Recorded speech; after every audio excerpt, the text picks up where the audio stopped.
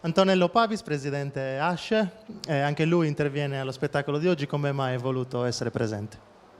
L'Associazione Sarda contro l'Emarginazione è fortemente interessata e non potrei esserlo di meno io in quanto presidente pro tempore di un'associazione che si batte per i diritti umani.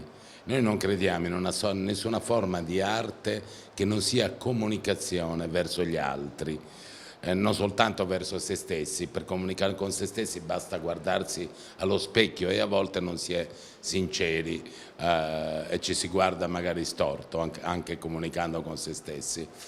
Mi sembra che questa sia un'ottima iniziativa di comunicazione che ha anche un alto valore simbolico. Costruiamo un mondo di 1000 colori, costruiamo la pace.